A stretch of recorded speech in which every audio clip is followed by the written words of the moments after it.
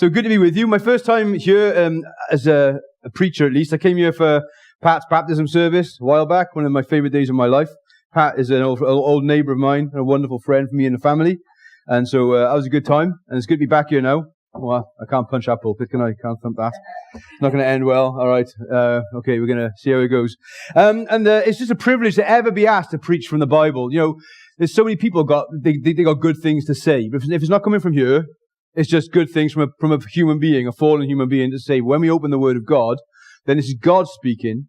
And I hope you've come here expecting not just a sing song and a nice sweet donut, but I hope you've come here to hear God's voice. You can have a sing song and a sweet donut as well. But if we allow God to speak to us, our lives change. Like for real, we encounter the one who is greater than all, the one who is over all, the one whose grace is such that no one else could affect the kind of change that our world needs and that you need and that I need. And God does that through His Word. He does that by the Spirit through the Word. And so I'm just going to unpack some stuff from the Bible. I'm here tonight as well, and I'm back in our church, our little church plant. We meet in my house at the moment, so we're sort of like 1:30 church service there. Well, 1:30 for food, 3 o'clock for church, and then back here again 6:30 tonight. So if I look fatigued later and in need of a donut, then you'll know why. We thank the Lord for the Holy Spirit and also for sugar rushes on a Sunday. So so if I look tired tonight, don't worry about it. It's normal for me. I've got 4 children. Sadly, my wife and my children couldn't come today, but they'll come here again, I'm sure. But they certainly keep me on my toes. Now, I love this part of Cardiff. I love East Cardiff. I still think of myself as a bit of a mongrel. I'm a Pontypool boy, so born and raised in the Welsh Valleys. Came to Cardiff, and the biggest chunk of my time in Cardiff was in St. Mellons. It's on the other side of Newport Road. That's where you'll go boo or something like that if you're from Llanrumney. And they weren't the best of friends. But I love CF3. I love this area, this part of Cardiff. My wife grew up in Rumney, so we got married just on the other side of the road in Rumney Chapel. So we love this part of the city. One of my fondest memories of my time in St. Mellons, there's a lot of fond memories, but it's probably not fondest, that's a stupid word. One of my memories which stands out for what I'm about to preach on was one Sunday I was in church. It was the Beacon Church in St. Mellons I used to go to. And we went to church in the morning. In the afternoon I went home to Pastor Paul's house and watched the Wimbledon final in 2001. It was when Goran Ivanisevic won Wimbledon. You might remember that, this crazy Croatian wild card. He had no right to be there, but they're giving him a wild card entry. He went all the way through to the final. Tim Henman should have beaten him in the semis, but there was rain stopped play because it's Wimbledon, isn't it? It always does that. And he woke up the next day. Don't know if he had his Weetabix or what, but he smashed Tim Henman and then won the final. And I loved watching Goran Ivanisevic win Wimbledon. He's my favourite Wimbledon champion. I just think he's brilliant. He was just so out there, so animated. But what I loved even more than him winning Wimbledon was when he went back to his home city called Split the next day. This wasn't on the news as much, but it's burned in my mind. It's one of the funniest things I've ever seen.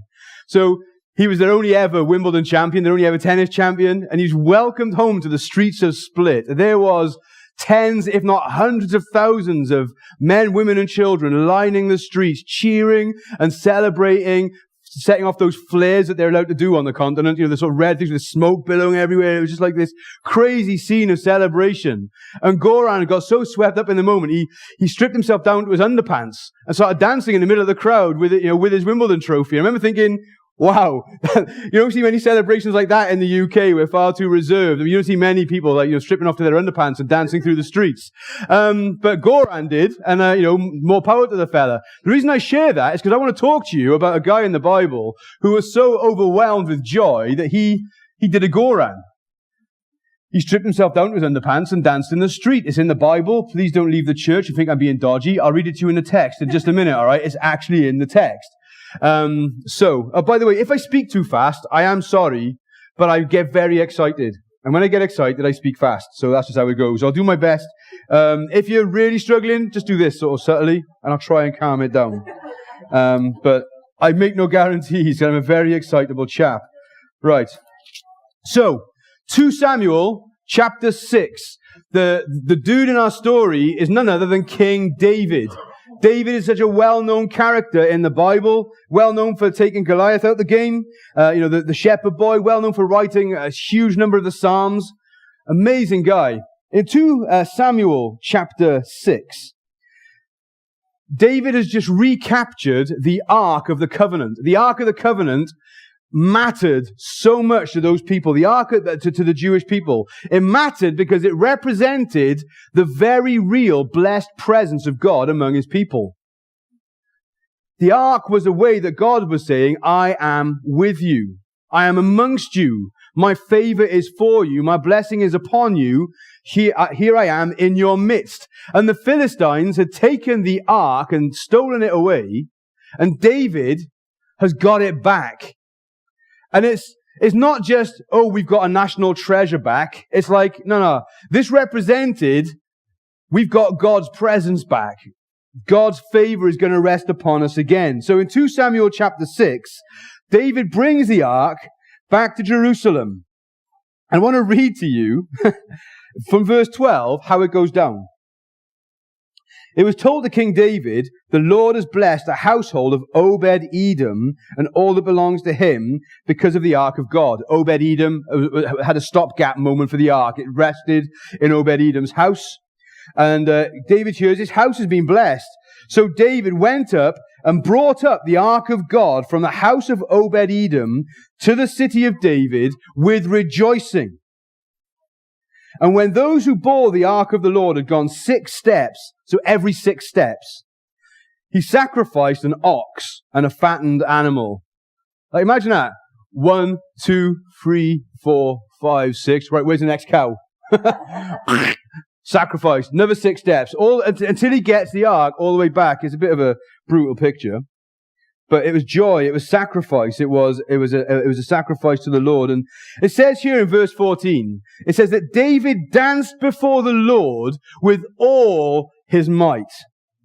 And David was wearing a linen ephod. That's Old Testament undergarments.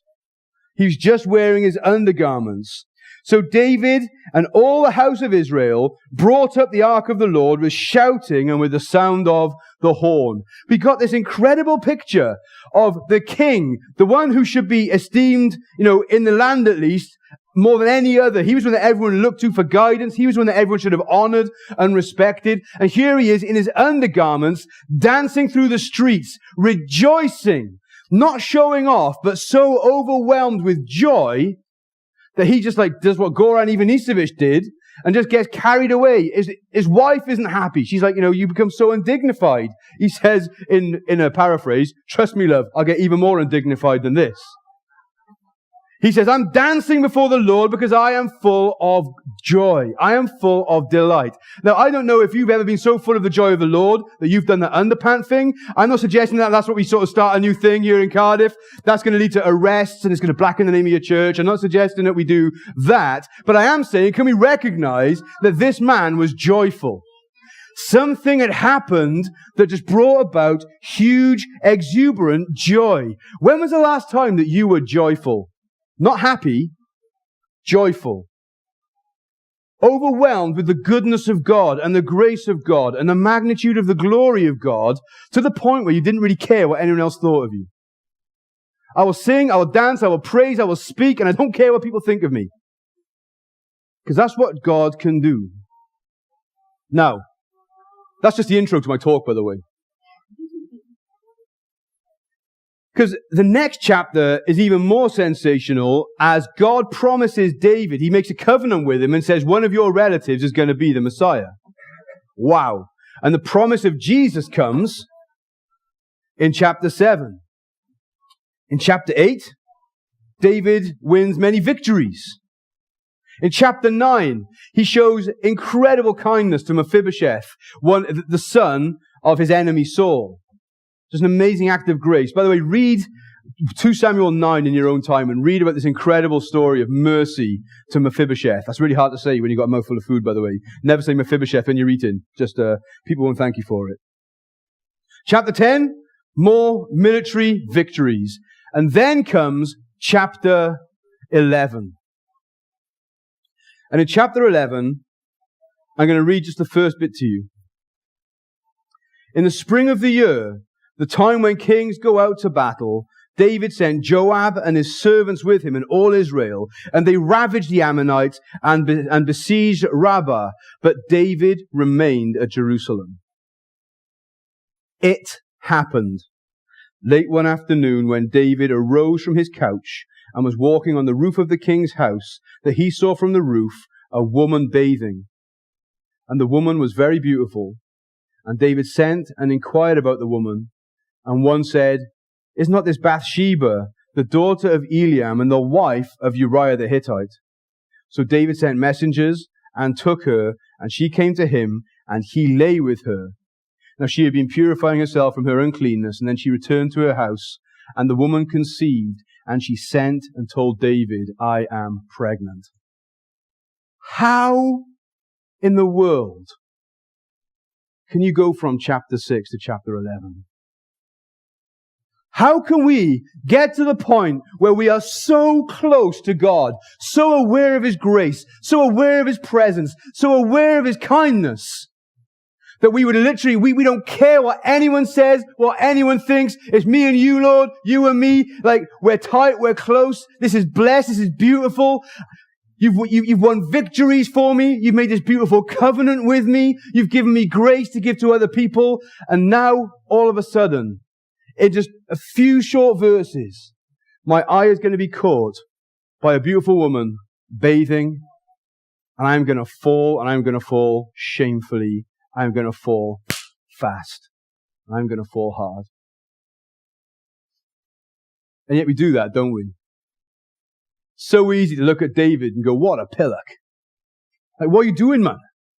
You had everything. You're the king. You had God's presence with you. You had all the riches, all the wealth, all the prestige. Everyone loved you. You were gifted. You wrote songs. Why did you do that? But the truth is, we've got to ask ourselves the question, why did I do that? Why did you do that? Because as much as we want to stay on the mountaintop, more often than not, we don't walk down to the valley so much as tumble down into the valley, don't we? One of the things that really breaks my heart in this story is that Uriah wasn't just one of David's mighty men. He was one of his warriors. He was one of his 30 mighty men. The king had 3 special soldiers called the 3 and 30 special soldiers called the 30. And they were David's mighty men. And they're referenced in 2 Samuel chapter 23. And Uriah's name is in there as one of his inner circle, one of those men he could trust most closely. And it'd be easy to try and pick holes in, like, why did David do that? Why did we do that? Why do we make decisions like that? And there are some clues in the text. So it says that, it's kind of crazy, but it says this was a time when kings went to war. You know how us fellas, and some ladies, but us fellas love August because it's like Premier League season starts again. Some guys live for it. They get the kind of, they get the new jersey. Premier League season has started again. Or if you're a Cardiff City fan like me, you sort of win and say it's championship season again. And not doing too bad at the moment. But in the Old Testament, they had the time that kings go to war. If it's August, it all kicks off, literally. And David wasn't where he should have been. He objected. He abstained from his responsibility. He should have led the army out. He didn't. He stayed at home. Maybe we could criticize him for not bouncing his eyes away as soon as he saw something he shouldn't. Let's be honest, in this culture that we live in, there's a lot of temptation all around us, and we can't walk around like this and pretending we can't see anything. We have to find ways of learning to bounce our eyes away, to keep our hearts in the right place when we are tempted, because temptation does come. Even Christ himself was tempted. David didn't bounce his eyes away. He allowed his mind to get, taken up in a moment, and he commits this terrible act. So maybe we could say, well, maybe he wasn't doing what he should have been. The devil makes work for idle hands, or maybe he just needed a bit more accountability. An accountability partner would have helped him. Maybe. But it's interesting what happens after he finds out that she's pregnant. I'll paraphrase this bit for you, because again, this still isn't the main passage I'm preaching on. He sends to Uriah, her husband, brings him back from the battlefield, and essentially says, go and sleep with your wife. hoping he's going to cover his tracks, hoping that, you know it works, and that he's like, oh well, I've got another baby, happy days. But Uriah, he's just not having it. Like, he's just like, nah. He said, it's not right. I'll just stay here and I'll sleep outside my house. This isn't the right time. It's war time. It's war season. Don't want to be like, going from the battlefield to my wife's bed. It just doesn't feel right. So the next day, this is in the text, you can read it yourself, David brings him back to his palace and gets him drunk. Gives him good food, good wine, then sends him back to his wife. And he says, go on, go and see your wife. Listen to what Uriah says. Uriah said to David in verse 11 of chapter 11, the ark and Israel and Judah dwell in booths, and my lord Joab and the servants of my lord are camping in the open field. Shall I then go to my house to eat and drink and to lie with my wife? As you live and as your soul lives, I will do no such thing. Wow. So he's saying, the ark is out there. Your people are out there. Don't you care about that? In chapter 6, that's all he cared about. In chapter 6, all he cared about was the presence of God, and people got caught up and swept up into that. But now he doesn't care for the presence of God. He doesn't care for the people of God. He cares about himself, pleasing himself, living for himself, only doing what is going to serve him. And I wonder if at that moment, something of Uriah's words cut David as he realized, this soldier of mine is more passionate about the ark of the Lord than I am right now. This faithful soldier cares more for the people of God than I do right now. But what does David do? It's one of the saddest pictures in the whole Old Testament to me. He sends him back to the battlefield with the instructions in his hand to be placed in the front line of battle where the fighting was most fierce so that he would be killed. How can David go from chapter 6 to an adulterer and now a murderer? And what hope is there for men and women who can be dancing before the Lord, sincerely loving him one minute and sinking into the pit of disgrace and sinful despair the next? Is there hope for people like David? Is there hope for people like Dai? Is there hope for us? In chapter 12, God sends Nathan. Nathan is a prophet, and he has to basically get in David's face and tell him, you are the man, you've done this, God sees this, and he's not happy. That's a paraphrase again. And this is what I do want to preach on today. This is David's response. When he is confronted with the fact that actually he has messed up, he has blown it, he has committed atrocious sin, not as a person that could claim ignorance or I didn't really know the power of God in my life, but as one who knew God's grace and God's power more than anyone else, and still he fell. Still he blew it. And after Nathan has confronted him, David does what a lot of artists do. He writes a song. It's a song which is his response to being challenged and told that there is sin in your life. And none of us like to be told there's sin in our lives. There's all sorts of social media out there right now, and what we like is we like this thing called Instagram, where you can put a filter on whatever photograph you took and make it look better than it really is. That's what filters do. So it could be an all right photograph. You filter it, you tweak the contrast, you tweak the color, you sharpen it, you do these things. You say, hey, look at this photograph. And everyone's like, wow, your life looks amazing. And it's only amazing because there's a load of filters between the reality and what they can see. And if we're honest, that's what we do with our lives all the time. We project a version of ourselves that people are going to be approving of and say, hey, aren't you great? Aren't you wonderful? Isn't it great the way that you're living, the way that God is blessing you? But oftentimes behind those filters that we have is stuff in our lives that needs to be challenged and needs to be confronted. And this is how David responds to the confrontation of Nathan the prophet. We often in the Psalms don't read the title, by the way. So in Psalm 51, before we get to verse 1, there's a little title for the Psalm. And it explains what this song is all about. It's a bit like one of those YouTube videos when the guy says, this is why I wrote this song, this is what was going on, this is the girl, I really loved her. Probably Ed Sheeran wrote another song about another girl. They'll introduce why they wrote it and then they'll play the song. But here we get the intro, David saying, this is why I wrote this song. So it says, to the choir master, a psalm of David, when Nathan the prophet went to him after he had gone into Bathsheba. So he's writing this, and don't miss the second word, or the third word, to the choir master. He wants this to be broadcast publicly, because choirs is a lot of people, not one. And choirs sing 2 people, 4 people. Something has now happened in David where he's like, do you know what? I got to tell the world this. I got to sing this out. I want this put on Radio 1. I want this on MTV. I want people to know what is going on in my heart and in my life right now. And so this is the choir master about to be given some lyrics for David's most shameful episode and how he responds. I got 3 points. That's all I got from this passage. And if you want, I guess the title for this passage I would bring is How to Repent. Tonight, if you come back, if I haven't scared you too much, it's How to Rejoice. Just to be happy ending. But slap across the face first. God bless you. It's a blessed slap, though. It's going to be okay. It's a nice slap.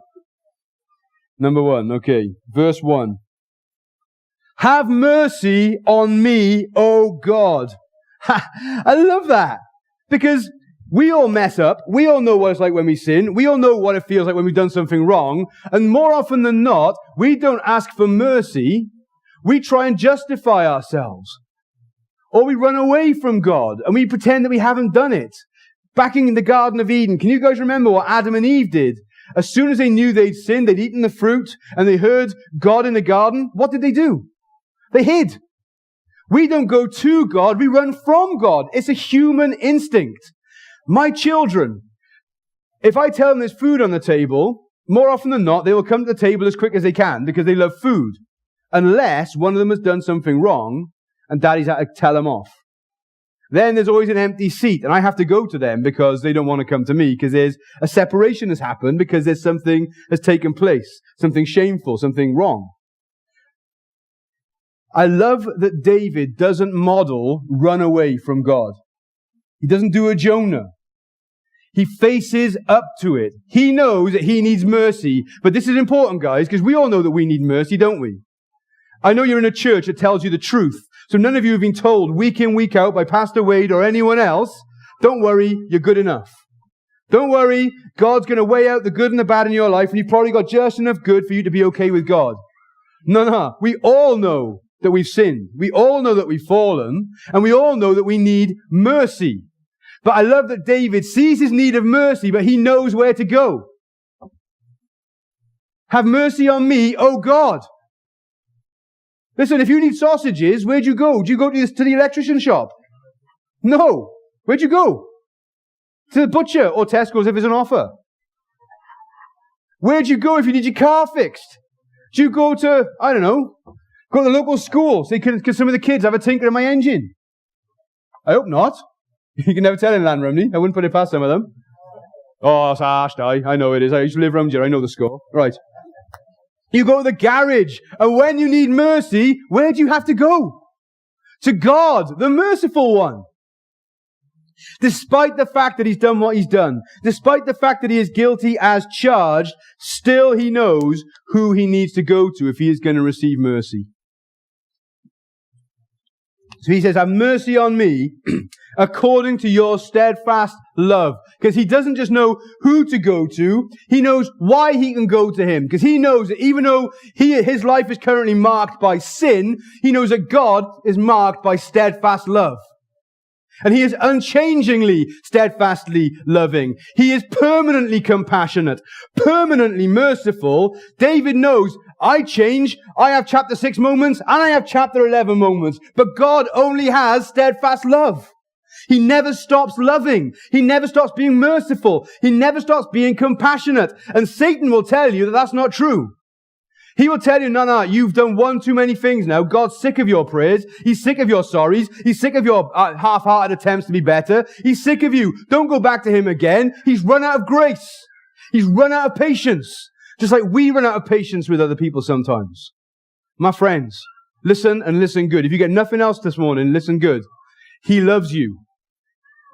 Steadfastly, permanently, perfectly, he loves you. And David knows, even in his lowest moment, the only sure place that he can go is to the God of steadfast love. This is a hinge upon which the grace of God has to swing. If you want God's forgiveness in your life today, if you want God's mercy unleashed in your life today, if you want to know His closeness again, it has to start by recognizing that you are a sinner, but that He is a gracious, merciful God, and He will not turn you away if you come to Him. Satan will tell you otherwise. Some stupid people will tell you otherwise. No, you're the exception to the rule. You're the worst of the worst, the lowest of the low, the scummiest of the scum. You cannot turn back to God. And I say, no, have mercy on me, O Lord, according to your steadfast love. The gauge isn't how good or bad I am, it's how good and loving He is. And He's the same yesterday, today, and forever. His love doesn't run out. It's not like a car that runs out of fuel. It's like an ocean that doesn't run out of water. That's what His love is like. And listen to the language that He uses, because I think it's really helpful to understand why oftentimes when we've done things wrong, when we know there's things in our life that aren't right, we just so often feel unclean, don't we? I wonder what's the most unclean physically you've ever felt. I remember when my mum was diagnosed with cancer, my dad said, we got to get something for your mum to sort of like take her mind off, the chemotherapy and all that. We're going to build her a chicken house in the garden. And Muggins here got the job. Now, we had an old chicken house, but it was battered. It was like decades old. So my job was to crawl underneath the chicken house. And now the gap between the chicken wire to stop, foxes getting under and the floor is about this much gap. And I had to get underneath, lift it up onto bricks and like reattach some fresh chicken wire. So I had to use those little V-shaped nails, the ones that were like a U-shape. I had to do, it must be about 50 or 60 nails all the way around. Now, what my dad hadn't told me, or at least hadn't worked out, was that this chicken house used to be full of chickens. And chickens do things in their houses which we wouldn't do in our own house. They poo everywhere. And so I had about 30 years of chicken poo, dust, just waiting for me to be smashing this wood with a hammer. And although I had a goggles on and a face mask, I had to sort of knock the hammer like this. It took about 20 taps per nail to get him in. And I was lying underneath. I had no way of stopping the dust. And every time you hit this thing, dust fell. And I knew every time this isn't normal dust. This isn't like just dust. This is like nasty. You get me? Don't need to paint a more graphic picture than that. I remember it took me 2 days as well. I remember at the end of the second day, going into the bathroom, and I want an external wash and an internal wash, because it's up my nose, in my ears, belly button, like, you know what I'm saying? Like, it was everywhere. And it was just nasty, and I just felt defiled. I felt filthy. It's like, I can't go to see my friends like this. I can't go even see, my mom, and I gotta get clean. How often have we been like that on the inside, though? Where it was like, if these people really knew the dirt on the inside, would they want anything to do with me? Would they care for me? Would they look at me differently? Would they judge me? David knows he needs a bath. David knows that what he's done requires cleansing. And so here are his words. Blot out my transgressions. Wash me thoroughly from my iniquity and cleanse me from my sin. Those are bath words. Blot, wash, cleanse. He's like, God, I need a deep clean. I need a deep clean because I'm not right on the inside right now. I need to be made clean. I wonder if some of you here are carrying some guilt right now. That when it comes to your mind, it makes you feel unclean. It makes you feel dirty. It makes you feel like, I just wish I hadn't done that thing, said that thing, thought that thing. There's a bath you can have today. We're going to find out a bit more about it in a minute. But I don't care what Satan has whispered in your ears in your darkest moments. I don't care what any other human being has said to you. The Word of God, the Spirit through the Word is saying right now, you can leave this place clean this morning. Utterly, totally purged. Not 99% clean, 100% clean. Every single nook, every single cranny, every single part of your life that only maybe you know about. At this point in the sermon, I want to say this. Give him license to access all areas. as I continue preaching. Let him look at that. Let him touch that. Let him see that. Let him address that. And then let him deal with that. There's such grace coming, guys, honestly. There's such grace coming. Verse 3, he says, "For I know my transgressions and my sin is ever before me. Against you, you only have I sinned and done what is evil in your sight, so that you may be justified in your words and blameless in your judgment." That verse I struggled with when I first read that verse years ago. Because he's just committed adultery with Bathsheba, had her husband murdered, betrayed his nation, and says, "Against you and you only have I sinned." Hang on a minute. There's some other people implicated here. Hasn't he sinned against them as well?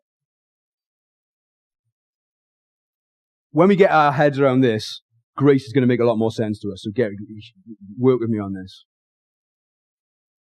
If we've ever done anything against someone else that has hurt them, wounded them, broken them, we want to hear the words, "I forgive you," from them, don't we? When they say that, healing comes and it's beautiful.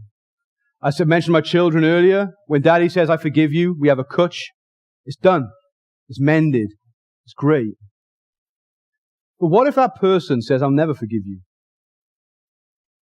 What if that person says, "Stick your Christian faith, stick whatever's happened in your life, I'm not forgiving you.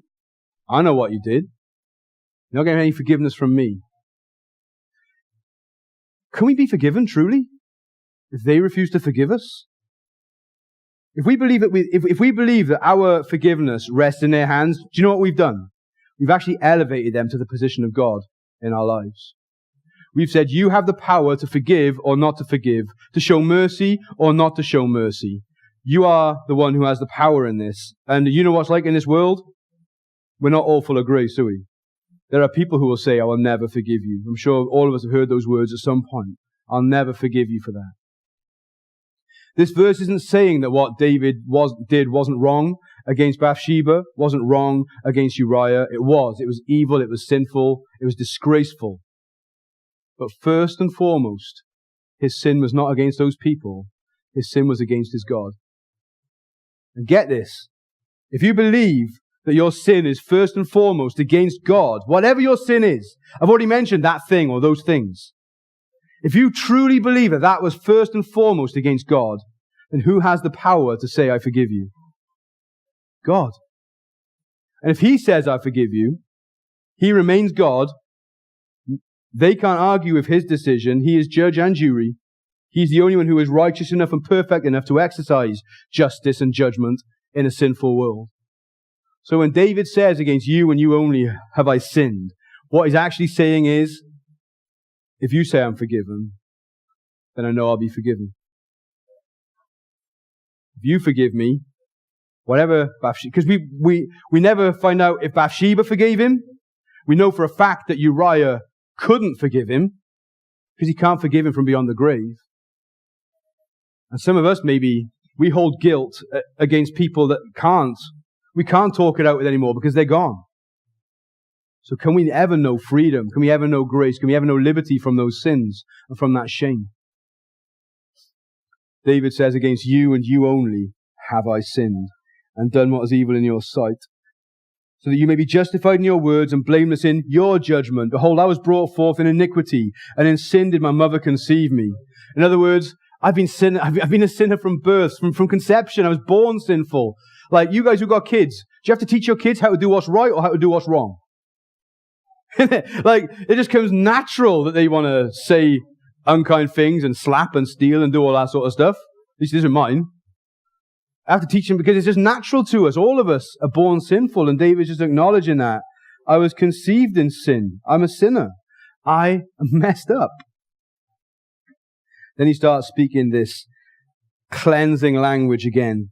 See, that was his confession. That was my first point, by the way. I didn't say the point. Confession. He just confesses. He says, this is me. This is who I am. This is what I've done. I'm not, hashtag no filter. This is me. I'm not pretending I'm better than I am. I'm not pretending I'm superior. I'm not going to say, "Hey, I'm the king of Israel. I'm the best." No, I'm a wretch. But now his petition. Verse 7. Another bath word. Purge me with hyssop, and I shall be clean. Wash me, and I shall be whiter than snow. He's like a little kid that comes to his dad and says, Dad, I'm filthy and I need a wash and I can't clean myself. You need to clean me. It's beyond me to clean myself. Only you can clean me. That's what this prayer is all about. And I want you to see the image of David and God here. It is a child who's got himself into an awful mess and a loving, good father. That's what this is. Daddy, I need a wash. Can you clean me? Daddy, bathe me, cleanse me. I can't cleanse myself. And I smell so bad I can't hide the fact that I'm dirty. You need to clean me. Please, clean me. But you might have missed it, but in verse 7, there's a bit of a herb mentioned. You see, what's herbs doing in here? Why is David getting all herbal on us? Has he become a hippie? Purge me with hyssop, man. No. So what's hyssop doing in the text? Why is there a herb all of a sudden rocked up in the middle of this? This is where I'm buzzing on this. When you research hyssop, if this doesn't float your boat, guys, honestly, you need help. This is awesome, all right?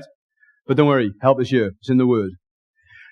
Purge me with hyssop. Purge me with a herb. What are you on about, man? Glad you asked. This is what hyssop means in the Bible. Hyssop is hardly ever mentioned in the Bible. It's mentioned about 3 or 4 times. First time, the children of Israel are in slavery in Egypt. You remember this story. There are 10 plagues. The 10th plague is the death of the firstborn. And God has said, I will strike the firstborn in every home, apart from the home where there is blood painted over the doorpost. You remember that story? And there was a lamb that was sacrificed, blood was shed, and the blood was painted on the doorpost over the house. You'll never guess what they had to use as a paintbrush. Hyssop. So hyssop here is a picture of judgment that's coming, but grace is given and passed over, and this person is passed over because the bloodshed and the hyssop used is painted over the doorpost. Secondly, hyssop is used in reference to some of the cleansing rituals of the Old Testament priests. So if there was people that needed cleansing, hyssop was used in cleansing. So it speaks of being set free from coming death. It means being cleansed. And hyssop is mentioned one other time in the Bible. Anyone know where it is? No? Good. Let me tell you. This is buzzing. Right. Jesus Christ, as he came into this world, remember we saw that David didn't run from God, he turned to God. Well, we see Jesus is the expression, the perfect, permanent, unquestionable expression of a God who isn't saying, I'll wait here on the threshold of heaven, tapping my foot, waiting for you to come to me. You messed up, you come here. You come here, I'll wait. No. Because if God had to wait for us, would we ever come? No, God said, I'm coming for you. And Jesus came. He stepped to us because we could never get to him. He breached the heavens. He came down. That's what Christmas is all about. Gotta love that. Baby Jesus. He goes up. He gets bigger as well. Becomes a man. Becomes an awesome teacher, miracle worker, just epic man. But he only came for one reason ultimately, and that was this. To hang on a cross and to be punished for the sins of a broken world. To be crucified, nails in the hands, nails in the feet, crown of thorns because he was mocked. And he hung there and he died. And can you remember what he called for when he got thirsty? He said, I thirst. And can you remember what they gave him to drink? They gave him some sour vinegar wine. And can you remember how they gave him the wine? On a branch of hyssop. And they gave him the bitter wine to drink as he absorbed the bitter judgment of God on our behalf. So when David says, purge me with hyssop, he's like looking over his shoulder going, hyssop speaks of death that's deserved but is not given. Hyssop speaks of cleansing for the unclean because they need to be washed. But he didn't realize, but by the Spirit, he's speaking prophetically towards Christ who hadn't come yet. This great Messiah who he was promised was going to come in chapter 7. That Messiah was going to come and was going to die because he had slept with Bathsheba. And because he had murdered Uriah. And as Jesus hung on the cross, he hung there for David's sin. And he hung for our sin. I love this phrase I heard. There's a Christian rapper called Shia Lynn. He's got this epic lyric in one of his recent songs, which is, before the cross, we were saved on credit. After the cross, we're saved on debit. In other words, David hadn't seen what Jesus was going to do, but his faith was in what Christ was going to do. But now Christ has come. Christ has died. Christ has risen again. And now we look to the cross. So if we want to know where forgiveness comes from, where purging comes from, where cleansing comes from, we look to the cross. And we see that we can be forgiven. For all of it. And if we're willing to say, against you and you only have I sinned, he would be willing to say, as if you were the only one who had sinned, for you and you only have I died and risen again. We can be forgiven because of that kind of grace. And this is my challenge to you. Whatever it is in your head, in your mind, in your heart right now, that you think is still unforgivable, I want you to hold it up next to the cross of Jesus. I want you to have a look at which is more powerful. Which is greater? Are you willing to step to Jesus and say, this is more powerful than your cross? This sin is greater than your blood. This shame is greater than your grace. Nah. One of my favorite lyrics in any hymn is this: his blood can make the foulest clean, and his blood avails for me. Does his blood avail for you? Has he made you clean? And this is a mad thing with the gospel, right? Like, get this. The more filthy we are, the greater grace feels. So the more we can admit what we're really like, the more we can know the joy of forgiveness. If we try and play the card that we're not that bad, well, guess what? You're not going to feel that forgiven. If you're willing to bear all before the Lord and say, this is me, warts and all, he's like, have some of this grace. Utterly undeserved. Utterly free. Utterly unchangingly for you. So his petition is, purge me. Wash me and I shall be whiter than snow. I know you never see snow in Cardiff. And one of the things I'm gutted about moving back from the valleys. My second Christmas back in Pontypool, we had 2 foot of the stuff. Have you seen 2 foot of snow in Cardiff? 1982. Apart from then, we just don't see it in the city. But snow blankets everything and makes it look beautiful. That's what he's saying. Purge me with hyssop and I'll be clean. Wash me, I'll be whiter than snow. Now listen to this, verse 8. This is so key. Let me hear joy and gladness. It's almost like the soundtrack of David's life. He suddenly realized, I'm not on Praise FM anymore. I don't know what it is I've been listening to. I don't know what's going on in my head, but the soundtrack of my life isn't the soundtrack of chapter 6 when I'm dancing in the streets. Then I couldn't keep my joy to myself. Now I'm wondering, where's the joy gone? Let me hear it again. Help me to tune in again. Joy and gladness, I need it back. I can have it back because you're going to wash me and make me clean. Let the bones that you have broken rejoice, verse 8. We'll come to that in this evening's talk, that God had broken David's bones. Hide your face from my sins and blot out all my iniquities. Verse 10. This is still his petition. He's gone from confessing. Now I'm asking. This is what I want from you, Father. Create in me a clean heart, O God, and renew a right spirit within me. Father, I know that what went wrong was in here. That's where it went wrong. It wasn't that I wasn't where I should have been when they all went to war. It wasn't that I didn't have an accountability group. It's the fact that I wasn't consumed by you. My heart wasn't yours. And this terrifies me for a lot of Christians who love the Bible, like me. Because if you read Revelation chapter 2 and read what Jesus has to say to the Ephesian church, he says, listen, I see everything about you. He says, I see that you don't let any twerp in the pulpit. You protect your pulpit. You've got solid theology. Well done. Good Bible teachers. You don't have heresy in the pulpit. Top marks and Nicolaitans aren't getting anywhere near the pulpit. You've endured under persecution. You do good works. You're doing a good job, church. But here's the thing. You've forsaken your first love. And guys, we can so quickly fall into the habit of looking like we're doing okay, looking like we're turning up, we're playing our part, everything's okay, we've got the evangelical, fine, smile down on a Sunday morning, but actually our heart can go further and further away from Jesus, and only you and him are aware of that. And David is like, he's on his knees, and he's like, oh my, create a new heart within me, renew a steadfast spirit within me, because what went wrong was in there, and I need you to put right what's in there. If you put right what's in there, the rest is going to follow. I wonder if for some of us, a moment of honesty this morning is this: we're drifting. Maybe we can still see the shore, so we think we're okay, but we're not tethered to the shore like we once were. We're not as close to the Lord as we once were. And my warning bell, my loving warning bell to you is, make this your prayer this morning if you're drifting.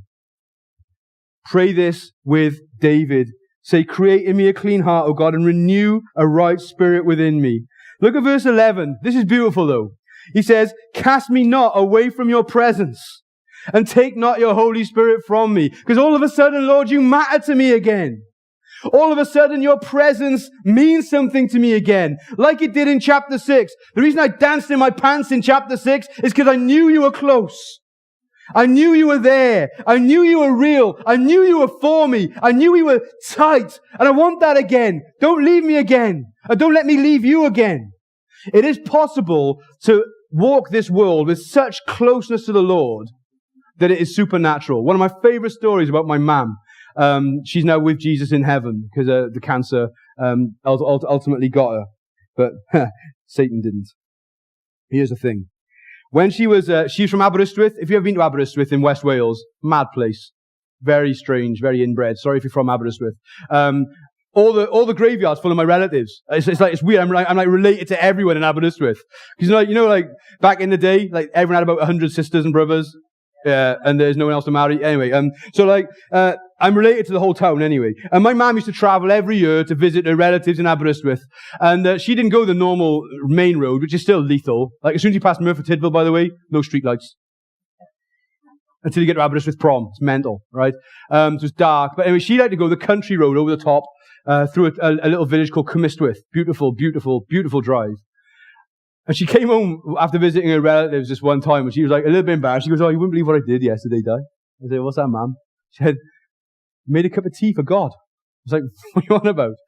And she was in the car, so close to the Lord, on her own, having a time of worship. She saw this stunning view, and she just wanted to drink it in and just like enjoy God's, just enjoy God's creation. So she had a flask, and she poured herself a cup of tea, and made it for the Lord as well, who she was enjoying it with. And it was just like,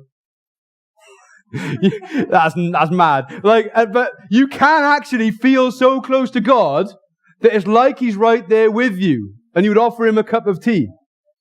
And David is saying, can we just start journeying together again to the point where when I go to Tesco's, you're with me.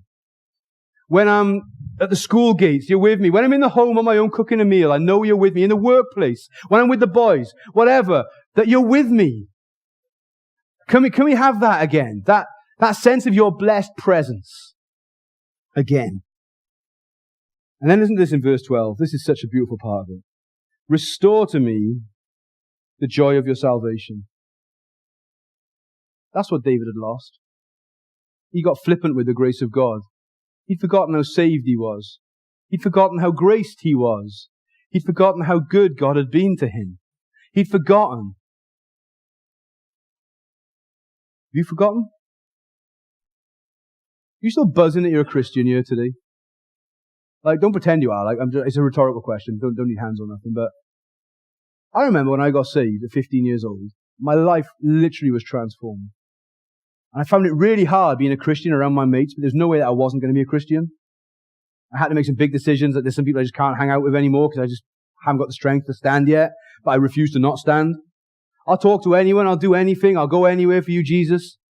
My prayer when I got saved, true story, I hope this doesn't offend anyone, was, Lord, I'll go anywhere and do anything for you, provided it's in Wales and it's not Newport. That was literally my prayer. Sorry if you're from Newport, but that was honestly my prayer, I'm not lying. He hasn't sent me to Newport yet, but I have to drive through it all the time. Best way. Where was I? Yeah. But things change, man. We forget how forgiven we are. We start going to church. A lot of the sins that made us feel wretched, we're not doing those things anymore.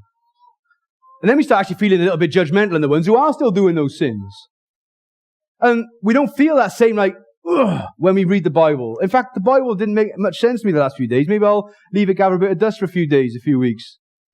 Maybe church is hard, man. Like Pastor Wade just gets in your face. He never gives you an easy Sunday. He's got the Holy Spirit thing going on. It's like this radar. Bang! He gets me every time. I might not go to church for a couple of Sundays because, frankly, I could do without that kind of. It's true, isn't it?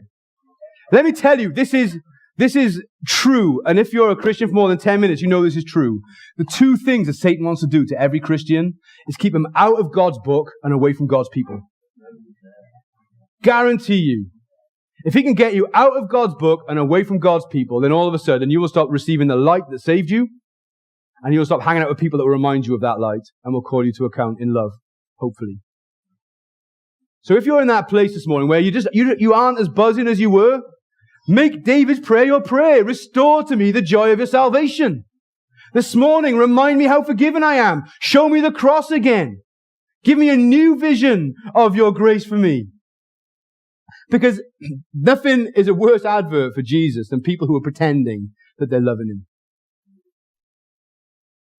Nothing is a worse advert for Jesus than fake followers. And do you know what the mad thing? We do it all the time. We do, if we're honest. And we just need him to come close again. Jesus said, restore to me the joy of your salvation. Show me again, remind me again, blow my mind again. It's like he's getting reawakened. The David of 2 Samuel 6. He wasn't there at the beginning of this psalm. But now all of a sudden, as he's doing business with his God, he's like, oh yeah. Yeah, the underpants thing. The dancing thing. Everybody out in the streets just partying thing. Everyone being as excited as I am that we've got the presence of God with us thing. That was awesome. That was the best time of my life. That was better than Bathsheba. That was better than wealth. That was better than anything. Is it better than anything for you? So that's his petition. And thirdly, his resolution. I'll be quick on this. He says, if you do this for me, God, if you cleanse me, if you restore, if you uphold, if you deliver, then I will teach transgressors your ways, and sinners will return to you. He's like, God, fill my life with your grace again, and I promise you, I'll dish it out to everyone else who listen. I don't want other people to go down the paths I've gone down. The grace that saved me, I need that. I want to give that to other people. God, do this for me. Watch what happens. I'll be out there for them. Have you noticed now how he's gone from that moment in 2 Samuel 11 where he's only thinking about himself? God's not on the radar, and God's people are not on the radar. And now God's absolutely front and center. And when we love God, we can't but love people. And so he's saying, if you do this, verse 13, then I will teach transgressors your ways, and sinners will return to you. Deliver me from blood guiltiness, O God of my salvation, and my tongue will sing aloud of your righteousness. He's like, God, give me your grace again. I'm going to teach, and I'm going to sing, and I'm going to fill my kitchen, and my church, and my streets, and my bus. That's up to you if you want to do that one. Like with just the praises of God. Loosen my tongue by your grace, God. O Lord, open my lips, and my mouth will declare your praise. For you will not delight in sacrifice, or I will give it. You will not be pleased with a burnt offering. The sacrifices of God. Remember, it was bulls and goats in 2 Samuel 6. Here the sacrifices of God are a broken spirit, a broken and contrite heart, O God, you will not despise. Guys, good news. He doesn't want you to drag a cow here tonight to sacrifice it so that you can be forgiven and know his grace. Do you know what he wants from us? He wants a broken and a contrite spirit. He wants humility. He wants us to be men and women who say, I need your grace again. I need your mercy once more. I want to love you like you deserve. Please do that for me. And I can't fix myself. I can't save myself. I can't forgive myself. I need you to do that for me. Do you know how much humility it takes to say, I can't do it, you have to? That's the only way to attain grace. Because God opposes the proud, but gives grace to the humble. If we're too proud to admit we need grace, we will not receive it. If we're humble enough to say, I need your grace, he will gladly give it. He will unlock your lips to become a worshipper, a fresh worshipper, a reinvigorated worshipper. He says, do good design in your good pleasure. Build up the walls of Jerusalem. Then you will delight in right sacrifices, in burnt offerings and whole burnt offerings. Then bulls will be offered on your altar. Because sacrifice is fitting, isn't it, when it comes to receiving and responding to the grace of God. But just remind you again, the sacrifice that we need is not a cow or a pigeon or a sheep. It's the Lamb of God who takes away the sins of the world. And David's Messiah, our Messiah, David's hope, our hope, 2,000 years ago came to this world, humbled himself, came as a servant on a mission to save, on a mission to bleed and die, on a mission to rise again, to guarantee hope, forgiveness and grace. And the only way we can respond to that is through lives of sacrificial worship. God, you gave your life for me, take my life for you. Unlock my mouth to sing your praise, unlock my heart to just enjoy and rejoice in your salvation again. Let's have a moment of just quiet. That's the end of the sermon, by the way. I wasn't a very professional finish, was it? So let's have a moment. I'm not professionals, it's all right. Let's have a moment of quiet and just think on some of these things that I've just shared. Is anything you want to pray before the Lord? And if we're going to have one more song, and maybe in your prayer time, in the quiet, you would just say, Lord, give me that grace and unlock my lips again. And let's sing like those who are forgiven, like those who are loved by a God of steadfast love. Amen.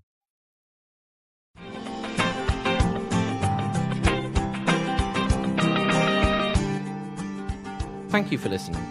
Please feel free to share this message with others, but we ask that you do not charge for or alter the content without permission. For more information, messages and contact details, please go to www.newhopecc.co.uk or download our app off the Apple and Android stores.